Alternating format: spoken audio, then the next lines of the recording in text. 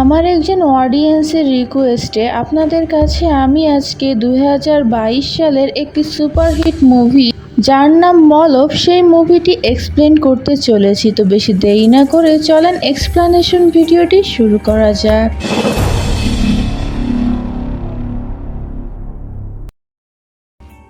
সাল 1991 নেদারল্যান্ডের একটি নির্জন বাড়িকে দেখিয়ে মুভিটি শুরু হয়, যেখানে আমরা একটি বাচ্চা মেয়েকে দেখতে পাই যে কিনা বন্দি অবস্থায় ছিল, কিন্তু বাচ্চাটি নিষ্পাপ এবং অবুঝ হওয়ার কারণে সে বুঝতে পারছিল না সে বন্দি আছে, তাই সে সেখানে খেলা করছিল। তখন বাড়ির দোতলা থেকে কিছু আওয়াজ শুনতে পায় এবং বাচ্চা মেয়েটি লক্ষ্য করলে দেখতে পায় যে দোতলা থেকে অনেক বেশি রক্ত নিচে ঝরে ঝরে পড়ছে এবং ফ্লোরগুলো এমনভাবে কাঁপছে যেন মনে হচ্ছে সেখানে কোনো ব্যক্তি নির্মম কষ্ট ও যন্ত্রণায় লাফালাফি করছে। এবং বাচ্চাটিকে দেখানো হয় যে অনেক বেশি ভয় পেয়ে যায়। এরপরে আমাদের 30 বছর পরে ভিদ্রাক নামক একটি মহিলাকে দেখানো হয় যে কিনা তার ফ্রেন্ডের বাসায় ছিল। তার কাছে তার মায়ের কল আসে যার নাম অ্যালেক্সা। সে বলে যে তোমার মেয়ে হেনাকে আমি স্কুল থেকে ড্রপ করে নিয়েছি, তাই তুমি বাসায় চলে আসো। এবং ভিদ্রাক যখন বাড়িতে আসছিল তখন রাস্তায় সে একজন পাগল ব্যক্তিকে দেখতে পায়। আপনারা এই পাগল লোকটিকে মনে রাখবেন, কারণ মুভির পরবর্তীতে হয়তোবা আমরা একে দেখতে পাবো। এরপর ভিদ্রাককে দেখানো হয় যে কিনা বাড়িতে পৌঁছে যায় এবং এটি সেই বাড়িই ছিল যে বাড়িটিকে আমরা মুভির শুরুতে দেখেছি। এবং মুভির শুরুতে যে বাচ্চা মেয়েটিকে আমরা দেখেছিলাম সে আর কেউ না, ভিদ্রাকই ছিল। এবং উপরে আমরা যে মহিলাটিকে মারা যেতে দেখেছিলাম সে ছিল ভিদ্রাকের দাদি। এরপর আমাদের ভিদ্রাকের ফ্যামিলিকে দেখানো হয়, ভিদ্রাকের বাবা রোল এবং সাথে সাথে আমরা হ্যানাকেও দেখতে পাই। এরপর আমাদের ভিদ্রাককে দেখানো হয় যে তার বাবাকে খাবার দিতে গিয়েছিল।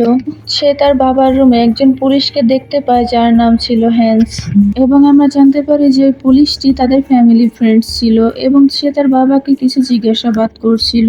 এরপর ভিদ্রাক তার বাবাকে জিজ্ঞাসা করে যে তাদের বাড়িতে পুলিশ কেন এসেছে। তখন সে তার মেয়েকে জানায় যে একজন লোক একটি জায়গায় গর্ত খুঁড়েছে এবং পুলিশ যখন অনুসন্ধান করতে গিয়েছে তখন সে সেখানে কিছু ভয়ানক জিনিস পেয়েছে এবং যে এই কাজটি করেছে তাকে ভিদ্রাক মুভি শুরুতেই দেখেছিল।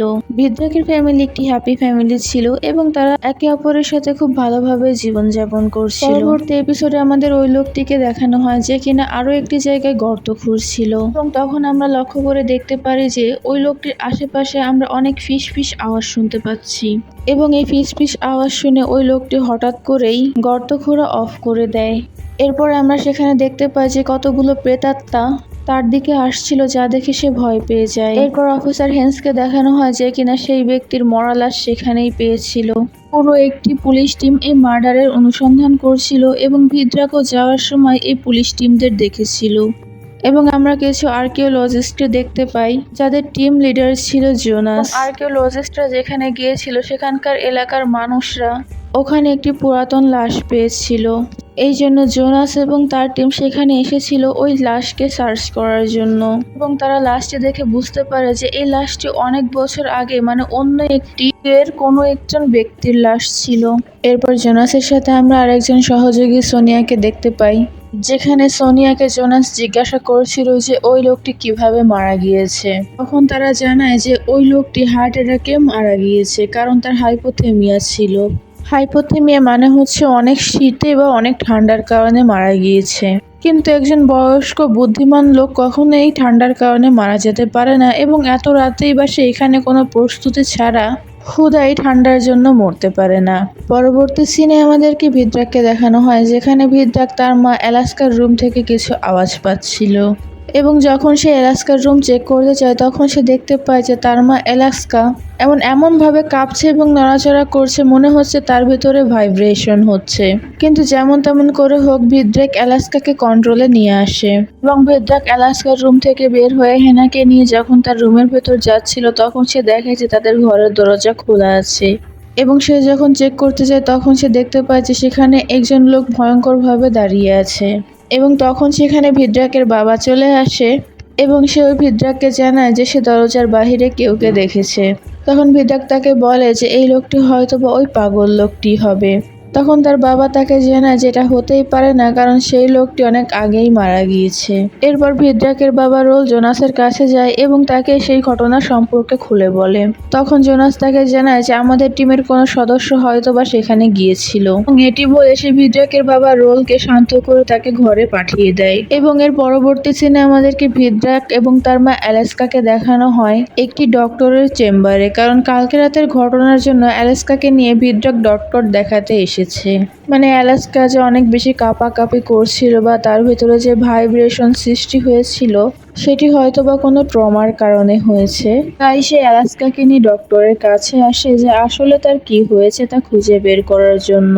এবং তখন ডক্টর অ্যালাস্কা এবং ভিদ্রাককে জানায় যে তার মার যে রোগটি হয়েছে সেটি হয়তো বা কোনো থেরাপির মাধ্যমে ঠিক হতে পারে, কিন্তু সেও ভালোভাবে ফাইন্ড আউট করতে পারছিল না যে আসলে তার কি হয়েছিল। আমরা বুঝতে পারি যে তার এই রোগটি হয়তো বা 30 বছর আগে ওই ঘটনার সাথে কোনো না কোনোভাবে কানেক্টেড। পরবর্তীতে আমাদের রোল এবং তার গ্র্যান্ডডটার হেনাকে দেখানো হয় যারা মিলে একটি মোশন ক্যামেরা গাছের সাথে লাগিয়ে দিচ্ছিল সেফটির জন্য। তাদের বাসার বাহিরে যে বা যারাই আসবে এই মোশন ক্যামেরাটি তাদের ছবি তুলে নিবে, এবং এটি সে এজন্যই করেছিল কালকে রাতের ঘটনার জন্য, যাতে তারা সেফ থাকে। এরপরে ভিদ্রাকের ব্যাপারে আমরা আরও একটি ছোট্ট ইনফরমেশন জানতে পারি, যে কিনা খুবই ভায়োলেন্ট ভালো বাঁচাতে পারে এবং সে একজন মিউজিশিয়ানও ছিল, কিন্তু তার হাজবেন্ড মারা যাওয়ার কারণে সে তার এই মিউজিশিয়ানের কাজটি কিছুদিনের জন্য স্থগিত করে দিয়েছিল। এরপর অ্যালাস্কা তার কাছে আসে এবং তাকে এসে বলে যে সে এখন সম্পূর্ণ ঠিক আছে, ভিদ্রাক যেন তাকে নিয়ে আর টেনশন না করে। কিন্তু অ্যালাস্কার যে অসুস্থতা সেটি নর্মাল ছিল না।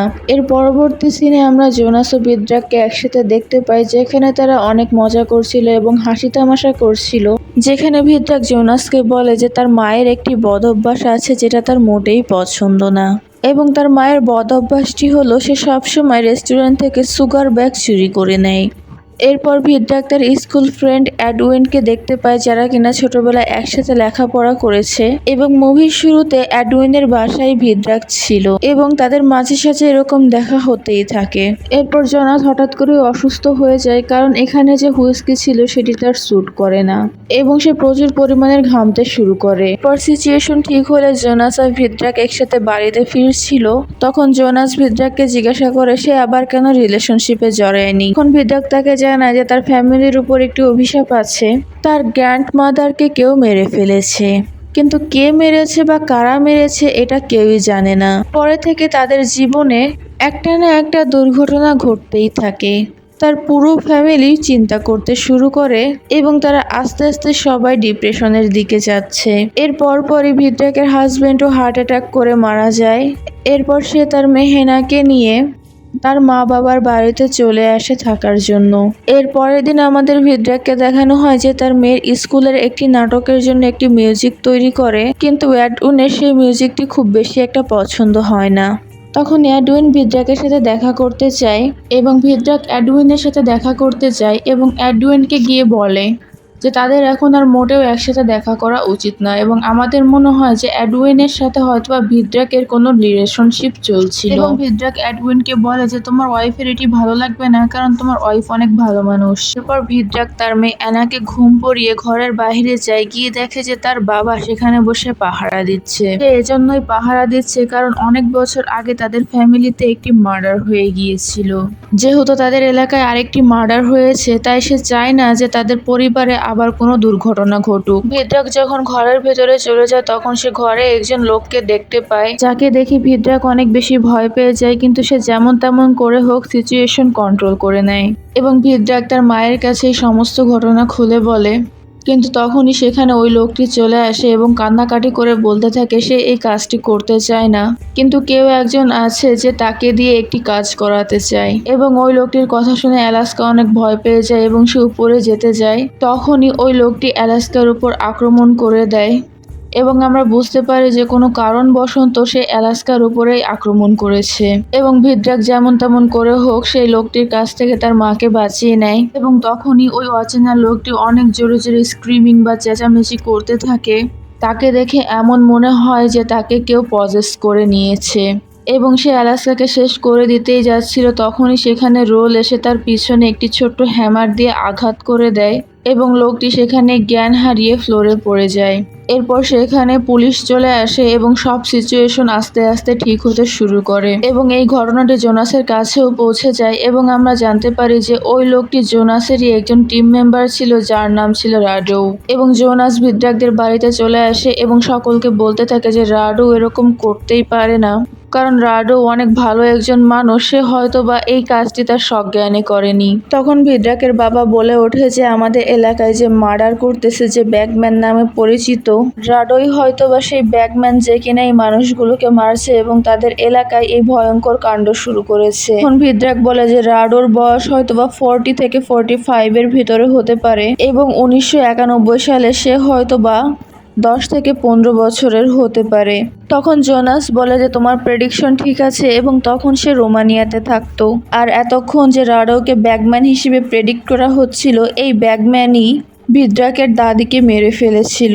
এবং অ্যালেক্সা ও রোলকে দেখানো হয় যেখানে অ্যালেক্সা এই ঘটনার পর থেকে অনেক বেশি ভয় পেয়ে গিয়েছিল। তখন রোল অ্যালেক্সাকে সান্ত্বনা দেয় এবং বলে অতীতে যেসব ঘটনাগুলো হয়েছিল সেগুলো আবারও আমাদের লাইফে ফিডব্যাক করছে। তখন অ্যালেক্সা তাকে বলে যে না, এরকম কিছুই না, তুমি অতিরিক্ত ভাবছো, এরকম কিছুই হবে না, তাই তুমি ভয় পেও না। এবং ওই ঘটনার পরে ভিদ্রাক তার মাকে ডক্টরের কাছে নিয়ে যায়, কারণ সেই দিনের ঘটনার পরে সে ট্রমাটাইজ হয়ে গিয়েছিল। তখন ভিদ্রাক খেয়াল করে যে তাদের হসপিটালের বাহিরে রাডোর একজন টিম সদস্য আছে। তখন সে ফলো করলে দেখতে পায় যে জোনাস রাডোকে দেখতে এসেছে, কারণ তার অবস্থা অনেক বেশি খারাপ ছিল। এবং রাডোর যে মেয়ে সে ভিদ্রাকের দিকে ভয়ঙ্করভাবে তাকিয়ে থাকে এবং ভিদ্রাক আনকমফোর্টেবল ফিল করে, তাই সে সেখান থেকে চলে যায়। এবং রাডোর মেয়ে তখন ভিদ্রাকের সামনে চলে আসে এবং রোমানিয়ান ভাষায় তাকে কিছু বলতে থাকে এবং ভিদ্রাকের হাত ধরে কিছু হুইসপারিং করতে থাকে, কিন্তু তখনই আশেপাশের সমস্ত লাইট অফ হয়ে যায় এবং তখনই ভিদ্রাক তার পিছে একটি ভয়ঙ্কর স্পিরিট বা প্রেতাত্মা দেখতে পায়, যা দেখে ভিদ্রাক অনেক বেশি ভয় পেয়ে যায় এবং মুহূর্তে সে আত্মাটি গায়েব হয়ে যায় এবং ভিদ্রাক তার গাড়িতে করে তার মাকে নিয়ে চলে আসে এবং সে সেই বাচ্চার বলা কথাগুলো ট্রান্সলেট করতে শুরু করে এবং সে ট্রান্সলেট করে দেখতে পায় যে সেখানে লেখা উঠেছে শি নেভার ডাই। এবং ভিদ্রাকের জোনাসের সাথে দেখা হয় এবং জোনাস তাকে জানায় যে রাউডোর এখনো জ্ঞান ফিরে আসেনি। রাউডো কেন এই কাজ করেছে তা এখনো বলা যাচ্ছে না, কিন্তু সবাই একটা কথা বলেছিল যে রাউডো একা একা নিজে নিজে একটি গর্ত খুঁড়ছিল। এরপর ভিদ্রাক জোনাসের সাথে একটি বারে যায় এবং সেখানে গিয়ে একজন লোক ডনের কথা বলে যে কিনা ওই বুড়ো লোকটির বাবা ছিল এবং সেও তার মৃত্যুর পূর্বে একটি গর্ত খুঁড়ছিল।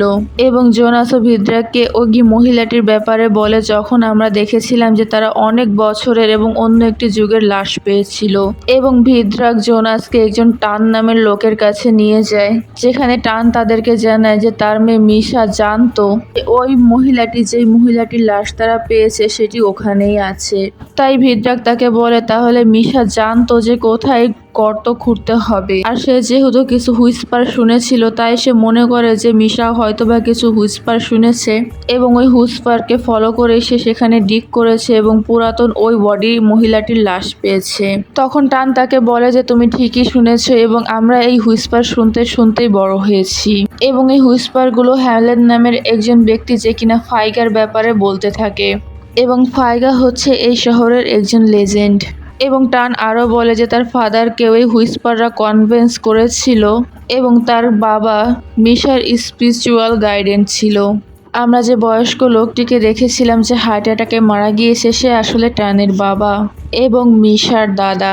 এবং টানের বাবার লাশ দেখে মনেই হচ্ছিল যে সে অনেক ভয় পেয়েছিল।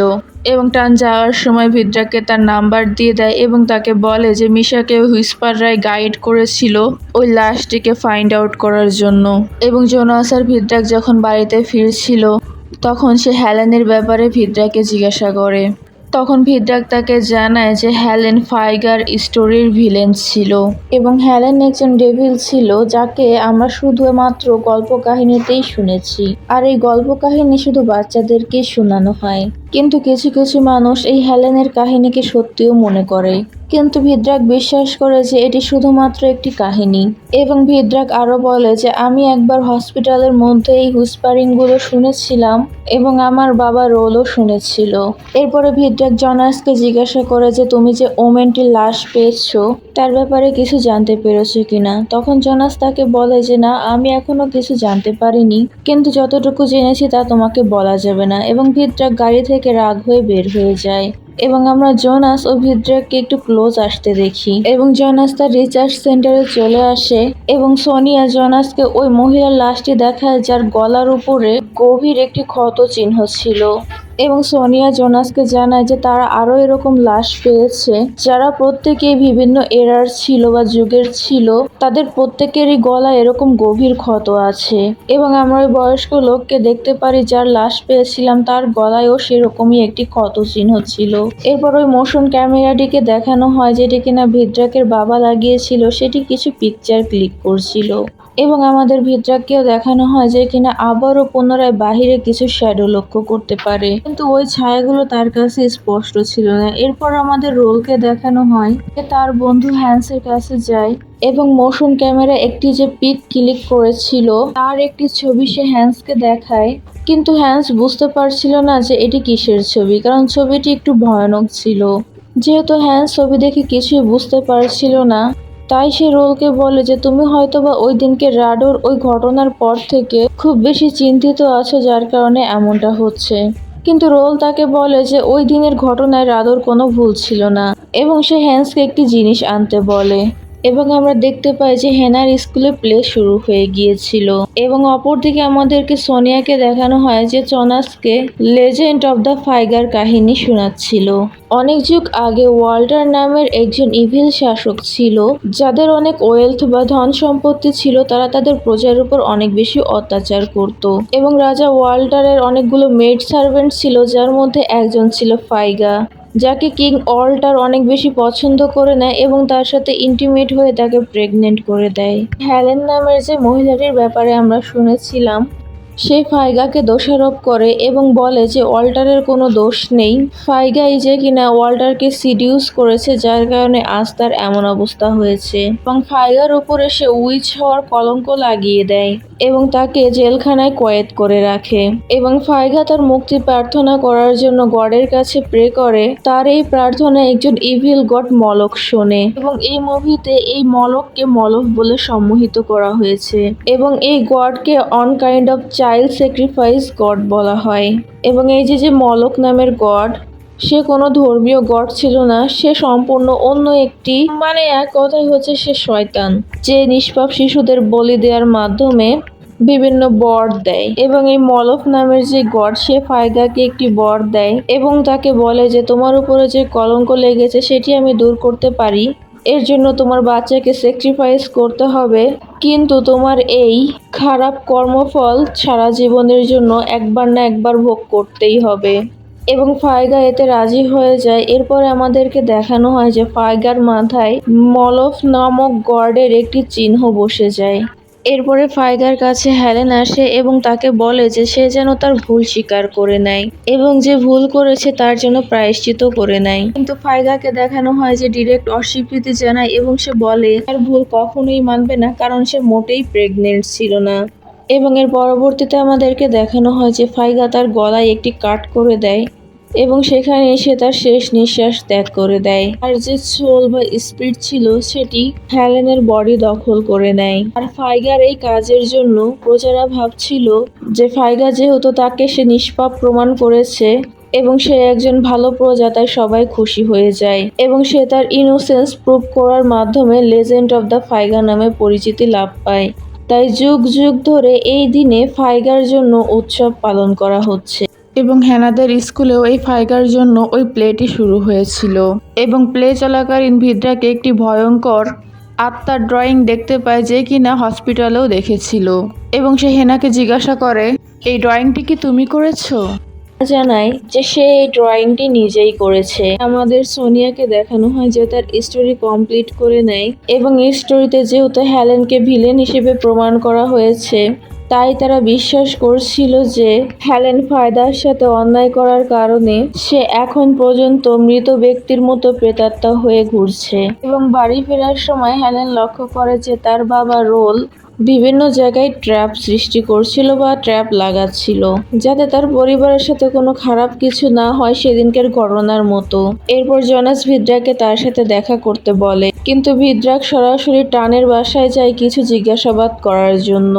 এবং টান তখন তাকে জানায় যে এই যে অঘটনগুলো ঘটছে, এই যে ফিস ফিস আওয়াজ বা হুইসপারিং এর কথা আমরা শুনতে পাচ্ছি, এগুলো একটি সিগন্যালের মতো কাজ করছে।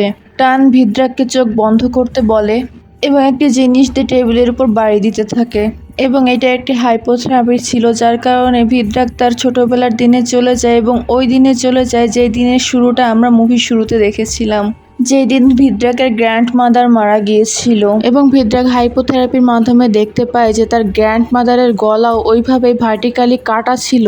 এটা একদম সেম কাট ছিল যেই লাশটি জোনাসরা খুঁজে পেয়েছিল। ওই লাশটির গলায়ও আমরা ঠিক এরকমই কাট দেখতে পেয়েছিলাম। এরপরে আমাদেরকে ভিদ্রাককে দেখানো হয়, যেখানে আমরা দেখতে পাই যে ভিদ্রাক তার পাশ থেকে ফিরে এসে অনেক বেশি চমকে যায় এবং ভিদ্রাক দেখতে পায় যে টানের ফিশ ট্যাঙ্কের সব মাছ মারা গিয়েছে। কারণ টানের হাইপোথেরাপি সিস্টেমটা তো স্পিরিচুয়াল ওয়ার্ল্ড বা আধ্যাত্মিক জগতের সাথে জড়িত, তাই সেখানে যখন সে হাইপোথেরাপি করছিল সেখানে প্রচুর ভাইব্রেশনের সৃষ্টি হয়েছিল, যার কারণেই তার ফিশ ট্যাঙ্কে থাকা সমস্ত মাছ মারা গিয়েছে। আর এই ভাইব্রেশনগুলো এই জন্যই হয়েছিল কারণ আমরা আগে থেকেই জানতে পেরেছিলাম যে টানের ফ্যামিলির সব সদস্যদের ওই হুইসপারিংগুলো বিভিন্ন ধরনের দিক নির্দেশনা দিয়ে থাকে। এই জন্যই তাদের কাছে এই ধরনের স্পিরিচুয়াল বা আধ্যাত্মিক পাওয়ার আছে। ভিদ্রাক জোনাসের সাথে দেখা করতে যায়, কিন্তু সে জোনাসকে পায় না কারণ জোনাস পার্টিতে গিয়েছিল। এরপরে জোনাসের ওখানে ভিদ্রাক ওই সমস্ত লাশ দেখতে পায় এবং ভিদ্রাক ওই লাশগুলোকে দেখে সোনিয়াকে বলে এরা সবাই একে অপরের সাথে কানেক্টেড এবং বিভিন্ন যুগের। এরপরে আমরা জোনাসের একজন টিম মেম্বারকে দেখতে পাই। সেই লোকটিও রডির মতো ওই ফিস ফিস আওয়াজগুলোর কথা শুনেই ভিদ্রাকের বাড়ির দিকে যাচ্ছিল। তখন রোল তাকে মাথায় আঘাত করে সেখানে বেহুশ করে দেয়, কিন্তু আশেপাশে সে কিছু স্পিরিটের প্রেজেন্স ফিল করে। এরপরে আমাদের ভিদ্রাককে দেখানো হয় যে কিনা তার ব্যাগ গুছাচ্ছিল। তখন অ্যালেক্সা তাকে জিজ্ঞাসা করে যে সে কোথায় যাবে। তখন সে তাকে জানায় যে সে জোনাসের কাছে যাবে, কারণ জোনাস যে মহিলাদের লাশগুলো পেয়েছিল তারা প্রত্যেকেই বলিদানের শিকার হয়েছিল, ঠিক ভিদ্রাকের গ্র্যান্ডমার মতো। এবং সে আরো বলে যে আমাদের ফ্যামিলির কেউ ক্ষতি করতে চায়, তাই আমার সেখানে যেতেই হবে এবং জানতে হবে যে আমাদের ফ্যামিলির পেছনে কে পড়ে আছে। এরপরে আমাদেরকে রোলকে দেখানো হয় যার আশেপাশে অনেক স্পিরিট ছিল এবং ওই স্পিরিটগুলোর মাঝে রোল তার ওয়াইফ অ্যালেক্সাকেও দেখতে পায়। কিন্তু অ্যালেক্সা তো জীবিত আছে, তাহলে রোল কাকে দেখতে পেয়েছে? এই ঘটনার খোলাসা পরবর্তীতে আমরা আস্তে আস্তে জানবো। অ্যালেক্সা সহ সমস্ত স্পিরিট রোলকে তাদের বশে করে নেয়। এরপর পার্টিতে জোনাস ও সোনিয়াকে দেখানো হয়, যেখানে সোনিয়া জোনাসকে বলে যে ভিদ্রাক তাদের কাছে এসেছিল এবং সে ওই সমস্ত লাশ দেখে অনেক ভয় পেয়ে গিয়েছিল এবং সে বলতেছিল যে তার ফ্যামিলির কেউ ক্ষতি করে দিবে। এবং রোলকে ওই স্পিরিটগুলো বশ করে নিয়েছিল এবং রোল যখন তার ঘরে প্রবেশ করার চেষ্টা করছিল তার ভয়ানক চেহারা দেখে ভিদ্রাক ও অ্যালেক্সা বুঝে গিয়েছিল যে তাকে ওই স্পিরিটগুলো বশ করে নিয়েছে। এবং রোলের এমন অবস্থা দেখে ভিদ্রাক তার মেয়ে হ্যানাকে একটি আলমারির ভিতর বন্দি করে রাখে, ঠিক মুভির শুরুতে আমরা ভিদ্রাককে যেমনটা দেখেছিলাম। কারণ মুভির শুরুতে আমরা যে সিনগুলো দেখেছিলাম সেই সিনগুলো এখন আবার পুনরায় স্টার্টিং হবে এবং এই মুভিটির রহস্য এখানেই খোলাসা হবে। ভিদ্রাক দেখতে পায় যে তার বাবা তার মাকে মারার চেষ্টা করছে, তাই তার মাকে বাঁচানোর জন্য সে তার বাবাকে পেছন থেকে মেরে বেহুশ করে দেয়। কিন্তু সে তখন লক্ষ্য করলে দেখতে পায় যে সেখানে তার বাবা ছিলই না। আর এদিকে রোল তার মাকে মারার জন্য উপরে যাচ্ছিল। রোল গিয়ে দেখে যে সেখানে ভিদ্রাক বেহুশ হয়ে আছে এবং অ্যালেক্সা সেখানে দাঁড়িয়ে আছে এবং অ্যালেক্সার চোখ সাদা হয়ে গিয়েছে এবং অ্যালেক্সা ভিদ্রাককে খাটের সাথে বেঁধে নেয়। এবং আমরা অ্যালেক্সাকে দেখতে পাই যার পিছনে আমরা কিছু ভয়ঙ্কর লোককে দেখতে পাই যারা দেখতে একদম মলক গর্ডের মতো ছিল। এবং তখন আমরা দেখতে পাই যে অ্যালেক্সা তার গলা অনেক ডিপ ভাবে কেটে ফেলে এবং বলে যে আমার বেশি সময় লাগবে না এবং অ্যালেক্সা সেখানে নিজেকে মেরে ফেলে। এরপরে আমাদের একটি স্পিরিটকে দেখানো হয়, এটি সেই স্পিরিট ছিল যেটি ভিদ্রাক দেখেছিল এবং ড্রয়িং এও আমরা দেখেছিলাম এবং এই স্পিরিটটি ছিল ফাইগার স্পিরিট। ঠিক মুভির শুরুর মতো আমরা ভিদ্রাককে দেখতে পাই যে সে যে নির্মম যন্ত্রণায় ফ্লোরের ওপর দাপাদাপি করছে। এবং তখনই আমরা সেখানে জোনাসকে দেখতে পাই এবং জোনাস ভিদ্রাকের বাড়িতে এসে দেখে যে অ্যালাস্কা সেখানে মরে পড়ে আছে এবং তার গলায়ও সে ভার্টিক্যালি কাট লেগে আছে এবং মলকের মতো দেখতে স্পিরিটগুলো সেখানে ছিল না। এরপরে জোনাস এসে দেখতে পায় যে ভিদ্রাক ঘাটের সাথে বাঁধা অবস্থায় আছে এবং সে ভিদ্রাককে বাঁচিয়ে নেয় এবং সে হেনাকে জড়িয়ে ধরে এবং হেনাকে সেখান থেকে বের করে নেয়।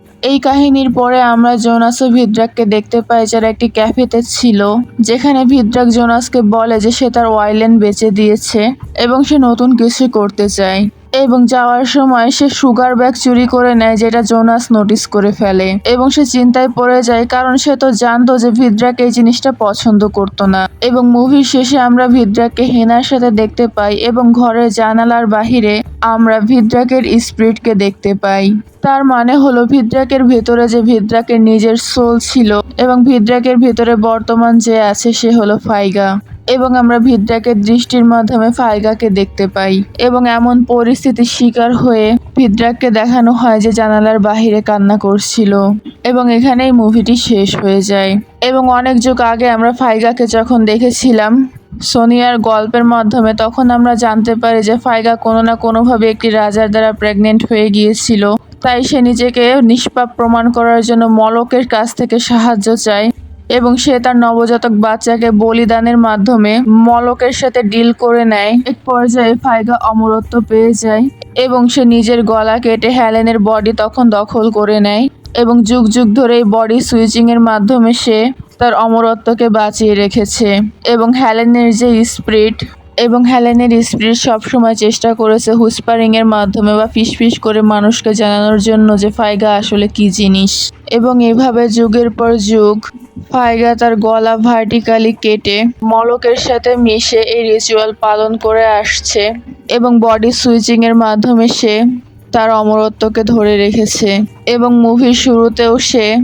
মুভির শুরুতেও ফাইগা অ্যালাস্কার মায়ের গলা কেটে ওই রিচুয়ালের মাধ্যমে অ্যালাস্কার বডি দখল করে নেয় এবং মুভির শেষে সে তার সেম রিচুয়ালের দ্বারা অ্যালাস্কার গলা কেটে ভিদ্রাকের বডি দখল করে নেয় এবং যুগ যুগ ধরে সে যে বডি সুইচিং করছিল, এইভাবেই ওই বডিগুলোর অরিজিনাল স্পিরিট মানুষের কাছে তাদের হুইসপারিং এর মাধ্যমে ফাইগার আসল রূপ ধরিয়ে দিতে চাচ্ছিল এবং তাকে মেরে ফেলতে চাচ্ছিল।